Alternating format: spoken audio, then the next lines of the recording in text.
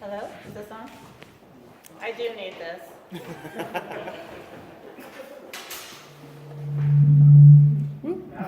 I have a very loud voice unless I'm yelling at politicians or cops. It's really loud. So, thank you so much, Theo and California National Party, for inviting me to be the keynote speaker at this wonderful event. I want to say hello, brothers and sisters, mostly brothers. Yeah. Then we need some more estrogen in the movement.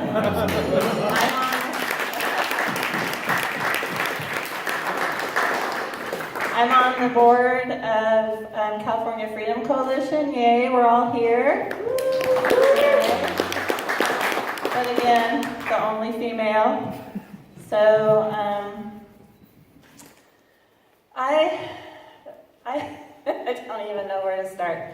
So I completely agree with everything I've heard so far, except one thing. America has always been broken. It started out broken even before it was a country. And so, how can you live in a place that actually almost completely exterminated the original inhabitants? You know why they call Native Americans Redskins? Their skin's not red, it's brown.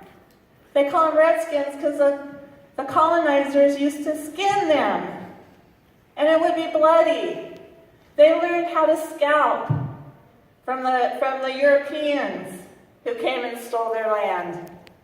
It was their reaction to this was a reaction to people stealing their lands, stealing their way of life.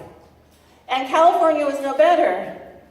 California used to pay bounty for scalps, in Native American scalps, almost to the very last indigenous person, Reed Ishii, the last Native American in California.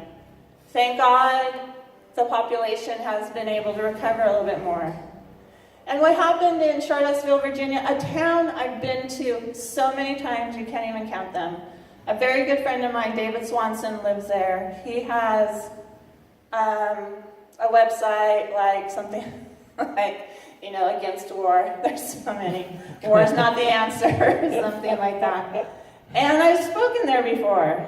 And I've been actually attacked by the right wing while I've been in Charlottesville. Thomas Jefferson founded the University of Virginia there. Thomas Jefferson, have you noticed that most people in this country named Jefferson and Washington now are black? It's because Washington and Jefferson raped their slave women. They weren't good guys. They had some wonderful ideas, but it's like you don't put your ideas into practice. Slavery was an issue that did tear this country apart. Not because something happened in 1860 and all of a sudden we had a civil war. It was the very founding of this country. So, indigenous extermination and forced slavery, and we have the United States, I gotta stop saying we when I talk about the United States, them, over there, I think, well, I also live over there. I live east.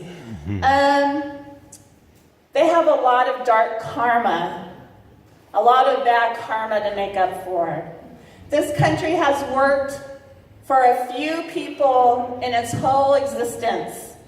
And like Chuck pointed out, white male property owners, what I like to call wampos. The United States has always worked for them.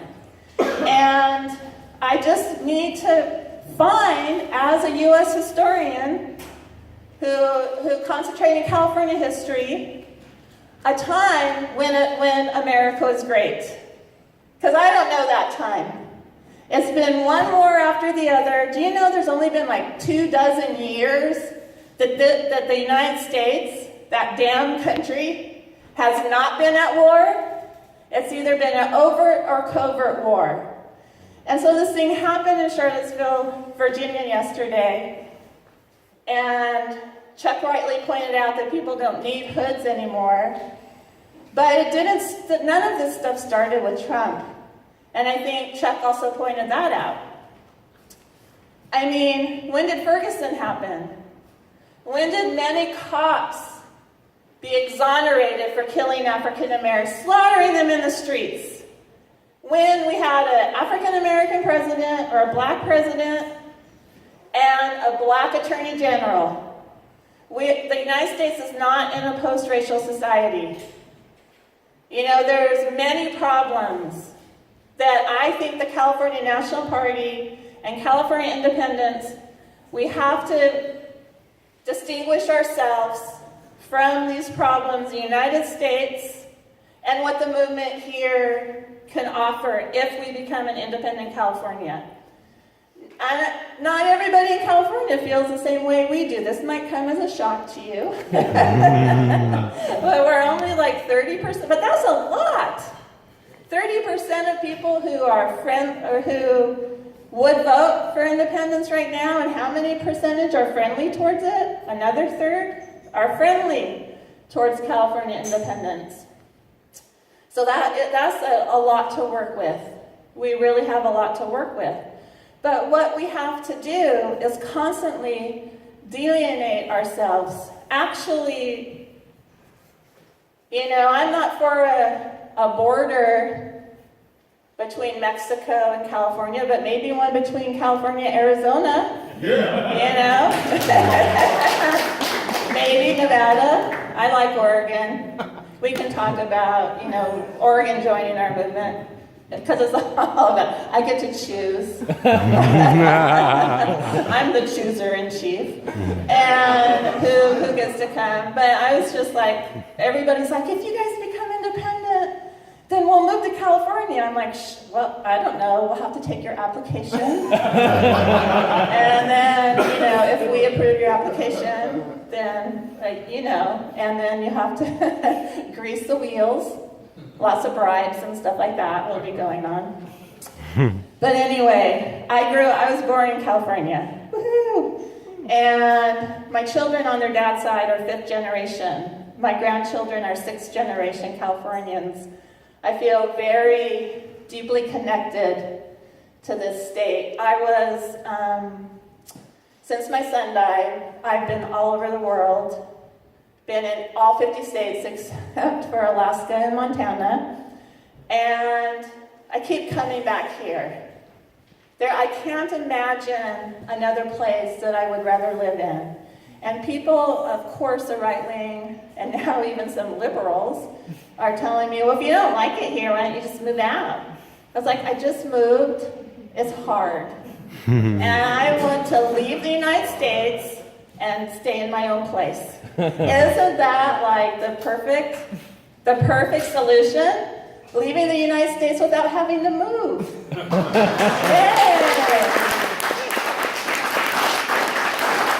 You know, and God damn it, why should we, the people who care about humanity, have to be the ones that leave? I wish everybody else would leave. This would be a much better place to live if all of the warmongers, the oppressors, the 1%, if they left, then we wouldn't have any problems. I used to always talk about the rapture. I was like, let them go. I'll stay here. I'll smoke their cigars, drink their brandy, swim in their pools. That would be awesome. That would be a better country, a better world to live in anyway. So I ran for Congress against Nancy Pelosi in 2008. So to me, it's not a Democrat-Republican thing. I think Democrats and Republicans are both very dangerous. They're both very dangerous. But However, I think the Democrats are even more dangerous than the Republicans. Because how many people would be here, and be honest, how many of you would be here if Hillary Clinton won? Most of you, thank you. She's a dangerous woman. And she's not dangerous like me. She's not dangerous to the establishment. She's dangerous to the world. Right? And so, but the Democrats, some people have a perception that they're less warlike than the Republicans. Barack Obama, in the last year of his presidency, dropped 26,000 bombs in 1 year. 26,000 in 1 year. And he dropped the bombs on 7 countries. He didn't end the Bush program, which wasn't really the Bush program. You know, we have to go way back to see U.S. meddling in the world, in the Middle East. Like I said to the beginning, I always say, you know, Trump isn't like Obama's 3rd term. He's like Washington's nth term. You know, it's like 45 and all 44 before him. They're imperialists. They work and always have worked for the oligarchy. This country, they gave lip service. There was a hard fight even to get a Bill of Rights in. But what happened to that Bill of Rights? Trampled on every day. The Constitution and the rule of law protect the profiteers. They protect that 1%. The police protect the 1%. The military protects the interests of the 1%. That's who the United States governs for, not for us. And so I grew up in California in the 60s, where education, at least in white Bellflower, was wonderful. But when I was in 1st grade, we had the Watts riots. And so it was unequal. And then I said I ran against Nancy Pelosi, who was a Democrat. And I think Democrats are more dangerous because especially people on our side might think they're better than the Republicans. And so in 2012, I ran for president, vice president really, against Barack Obama, right? And then in 2014, I ran for governor of California, and I was talking about independence when I went out on my events. I was talking about California independence back then. And I was talking to college students, and they would look at me like I was insane when I would talk about free education. Because when I graduated from high school, college and universities were free in California, basically. They act like these are brand new things that nobody has anywhere.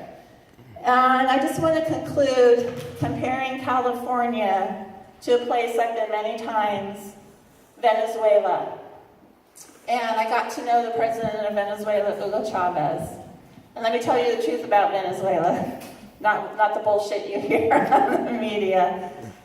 Chavez came into power in 1998, political power. His revolution of what we're talking about here in California gained political power in Venezuela. Venezuela has about the same population as California. Venezuela is oil rich. California is oil rich. There's a lot of similarities. When Hugo Chavez came into power in Venezuela, they rewrote the Constitution. So they basically became independent from themselves. They changed the total way of life in Venezuela. They said people's rights, human rights, and civil rights, their constitution enshrines human rights, are more important than profit. They're more important than the wealthy. It's the same thing in Venezuela. There was a huge gap between the rich and the poor, and they were able to close that because of rewriting the Constitution, because of their Bolivarian revolution. And I just think of all of the riches we have here in this state. When we send so much of our riches, our wealth, to what I like to call washed up deceit. Over 3,000 miles away from us. I don't even like to go there anymore. You know, it's like I'm in a foreign country. But I felt like that for a long, long time. You walk around these white buildings, these monuments to wars, these monuments to slaveholders, these monuments to things that are disgusting and against our values, and you just think, wow, this is not my capital. I don't know whose capital it is, but it's the capital of Raytheon.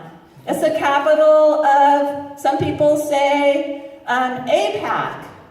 It's the capital of the war profiteers, the bankers, the people who want to seize power and take it all away from us. You know, George Carlin was so smart. He was funny, he was also really smart. He said they call it the American dream because you have to be asleep to believe it. Right? And so anyway, I got off about washed up deceit. I actually had a 6-month stay away order from the White House before.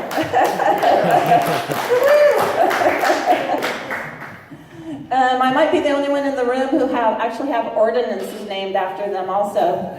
And I had a Secret Service name. I was called the Tornado. But anyway, what was I saying? I loved Amber's speech. I loved how Amber said, I'm tired of my money going towards murdering these people. We had an event a couple weeks ago. We were told $70 billion from the state goes to the Pentagon to murder. And that's basically it. I want wonderful things for my children and grandchildren. And myself, too. I'm still alive. I still, have a few years in me, I think. I want education to be free and good and available from preschool through university. We used to have that in this state. I want health care that is health care, not death care. Obamacare was nothing. It's not anywhere close to single payer. It was a gift to the insurance companies. I want the insurance companies the hell out of health care. And I want it to be comprehensive. I don't want to have to say, well, I have this condition, I don't want to go get medicine for it, I want to go see a chiropractor, and that's not covered because it's considered, like I read an article that we're unhinged. Did you see that article? Well, that's so unhinged. She doesn't want to take big pharma. She wants to go to a chiropractor. I want these things. I want my grandchildren to have a world, to have a planet to inhabit. All of these wonderful things that I want for Californians, the bottom line. And this is why I am a war tax resistor. I don't want one penny of my money going to murder people. And I think most Californians would agree with me. No more money for slaughter. And it's, the political differences, between Democrats and Republicans. I wish we could join together and march on Washington, D.C. with torches. Working class people working together for the good of the communities. Not fighting, about, you voted for Trump, you voted for Clinton, whatever. Working together for that. But the bottom line is our country, the United States, not our country, sorry. I haven't said that for a long time. The United States is in the business, I call it Murder Inc. It's in the business of murdering people for profit. A few people benefit, a lot of people like my family, and the families Amber was talking about, suffer. And what we have to tell everybody is this military industrial complex, this Pentagon budget, hurts everybody. It hurts every single person in the world. Whether you have anybody serving in the military, has died, or whatever, we are being harmed. Our communities are being harmed. The state is being harmed. I just think if California could leave the United States, that would do a lot of irreparable harm to the United States. And I'm like, right the fuck on. That country over there needs to be gone. And if we could leave with all our wonderful resources, that would do a lot of harm. And I don't even care. I'd be happy about that. But it would be good for the whole world, too. If the United States had to pull back on its military, then we need to say California for Californians, but California for Californians, for the world, for the planet, for all the children. Thank you.